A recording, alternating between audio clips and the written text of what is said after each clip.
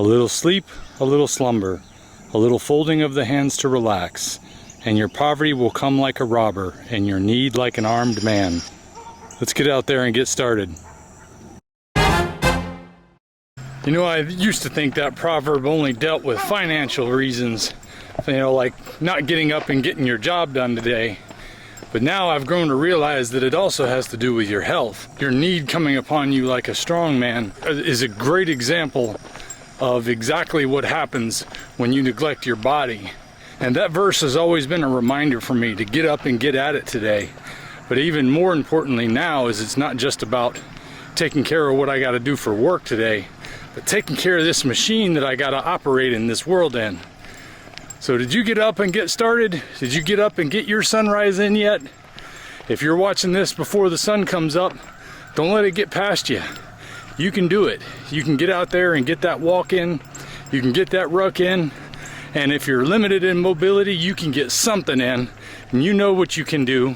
Don't go beyond your limitations. I'm out here this morning wearing my 40-pound vest again. For those of you who continue to ask, there is a link in the description for just about everything I use because I get so many questions about them. But this vest has been great for adding a little bit of resistance to my walks. It helps me work on my back strength and my ab strength, so I love it. Plus, at the end of my walk, it is such a pleasure to get done with a long walk or a ruck like this and take off all that extra weight. Suddenly I just feel so light. And when I think about the fact that I used to carry around 2 of these vests in weight from extra fat being on my body, and I never took them off, it's a good reminder. It's a good reminder of where I was and where I am now and how thankful I am to be able to just take this thing off. For 48 years, I struggled with that. I wanted to take off that fat suit that I'd been wearing and just come out. And a lot of times I would do it for short spurts. I would get in shape doing some kind of exercise routine or drinking some kind of powder, but then it wouldn't last.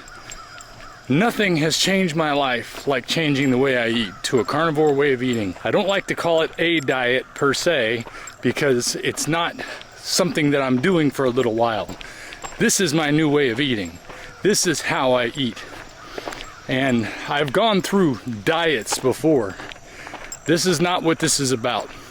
This is about realizing that there's poison in our current food, that we eat it in small doses thinking it's okay. And then they add small doses to everything. And then those things get generally accepted as safe, as the FDA calls grass approved, so that it was close enough to the original that it's not so bad. But at some point, when you're moving off of your navigation target, eventually you wind up way off course. And I think so much of our food these days is way off course for healthy. Here's a good example. One of my followers here on YouTube sent me this picture he saw at the store yesterday of the cereal. Icy cereal. Are you kidding me? This is exactly what he thought when he saw it. As a former diabetic, this is the kind of thing that just makes him so angry to see that they're setting kids up for failure by showing them that you can have cereal with your favorite treat drink or your favorite treat food. You can have a nutritious breakfast by eating all this garbage. And they grow up with it being normalized. And then when we become adults, we don't even think of it when we eat something that's got all this garbage in it. Because we figure, oh, well, I've moved past the icy cereal stage. I've moved past the Reese's peanut butter cup cereal stage. So I'm doing something healthy for myself. But even when we go out and get the breads and the foods that we get at the store and all the different things, we wind up just eating all kinds of garbage that is causing inflammation in our body and making us sick. I'm glad Joshua sent me this photo and asked me to talk about it because I kind of get a little isolated from seeing such things because I never go down these aisles in the grocery store anymore. And if you're still going down these aisles in the grocery store, I'd love to see some other things that you guys are seeing out there and how it makes you feel to see them advertising products you know are causing people to be sick and fat and having a hard time getting through their day, causing them to have emotional issues and all the things that go on when we feed our face with food like this. And then we wonder why we have a falling apart society. But honestly, I'd be happier if you just stayed off of those aisles and you stick to where the meat is, because that's what's going to bring you the body that you want and make you feel like you need to, so that you can get out of bed, you can get started on your day, you can get a little exercise to keep going, make your body stronger, make your mind healthier. And you don't have to take in the visual poison that is looking at this food, let alone eating it.